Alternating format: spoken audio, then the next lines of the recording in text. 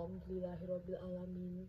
Segala puji hanya bagi Allah Subhanahu wa taala yang telah melimpahkan kepada kita berbagai nikmat, nikmat iman, nikmat Islam, dan nikmat kesempatan sehingga pada hari yang penuh berkah ini kita masih diberi waktu dan kesehatan untuk berkumpul bersama. Salawat serta salam semoga selalu tercurah kepada junjungan kita Nabi Muhammad SAW sebagai teladan sepanjang zaman yang dengan perjuangan dan pengorbanannya kita bisa merasakan indahnya cahaya Islam. Semoga kita semua termasuk umat yang mendapatkan syafaat beliau di hari akhir nanti. Amin ya robbal alamin. Hadirin yang dirahmati Allah, pada kesempatan kali ini izinkan saya menyampaikan sebuah ceramah yang bertema indahnya berbakti dan ikhlas dalam kehidupan. Tema ini sangat penting untuk kita renungkan bersama, karena dua hal ini, berbakti dan ikhlas, adalah kunci utama dalam membangun kehidupan yang penuh berkah, baik di dunia maupun di akhirat. Saudara-saudaraku yang dirahmati Allah, tidak ada manusia yang hadir di dunia ini tanpa perantara orang tua. Dari mereka kita lahir, dirawat, dibesarkan, dididik, dan disayangi tanpa pamrih. Maka sudah seharusnya kita berbakti kepada mereka dengan sepenuh hati. Allah Subhanahu wa taala berfirman dalam surah Al-Luqman ayat 14 yang berbunyi, dan kami perintahkan kepada manusia agar berbuat baik kepada dua orang ibu bapaknya. Ibunya telah mengandungnya dalam keadaan lemah yang bertambah-tambah dan menyapihnya dalam 2 tahun. Bersyukurlah kepadaku dan kepada dua orang ibu bapakmu, hanya kepada kaulah kembalimu. Ayat ini dengan jelas menegaskan bahwa berbakti kepada orang tua bukan sekedar anjuran, tapi perintah langsung dari Allah Subhanahu wa taala. Ibu yang telah mengandung dalam keadaan lemah, melahirkan dengan susah payah, dan ayah yang bekerja keras demi kebahagiaan anak-anaknya. Semua itu adalah bentuk kasih sayang yang luar biasa. Rasulullah Shallallahu Alaihi Wasallam juga bersabda, ridho Allah tergantung pada ridho orang tua, dan murka Allah tergantung pada murka orang tua. Hadis riwayat Tirmizi. Rasulullah Shallallahu Alaihi Wasallam juga bersabda, ridho Allah tergantung pada ridho orang tua, dan murka Allah tergantung pada murka orang tua. Hadis riwayat Tirmizi. Hadis ini memberi kita peringatan keras.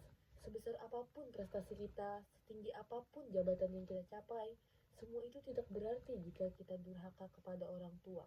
Sebaliknya, doa restu orang tua dapat membuka pintu keberkahan dalam hidup kita.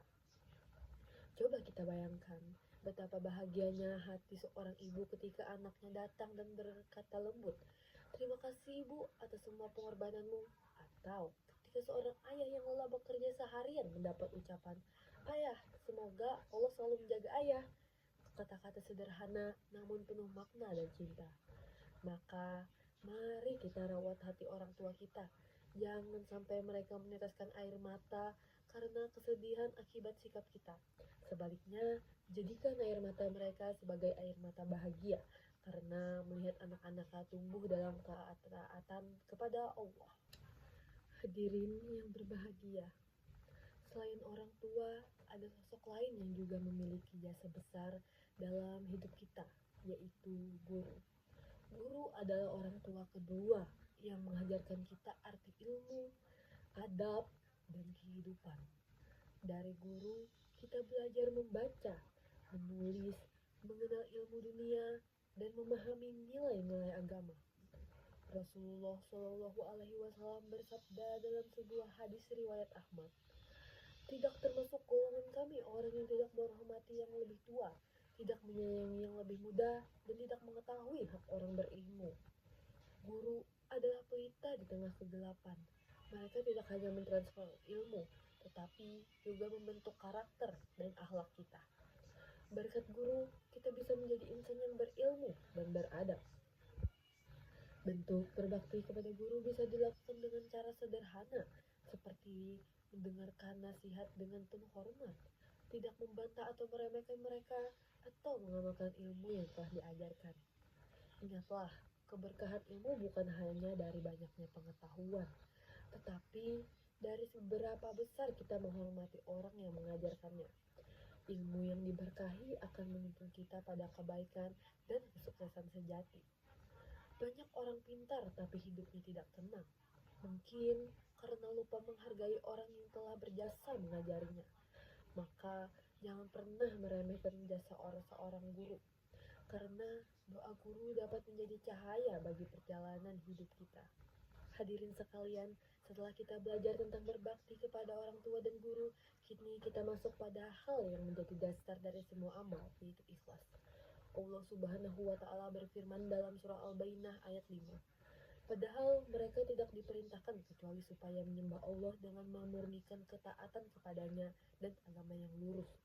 Dan Rasulullah Shallallahu Alaihi Wasallam bersabda, sesungguhnya amal itu tergantung pada niatnya, dan sesungguhnya setiap orang akan mendapatkan sesuai dengan niatnya.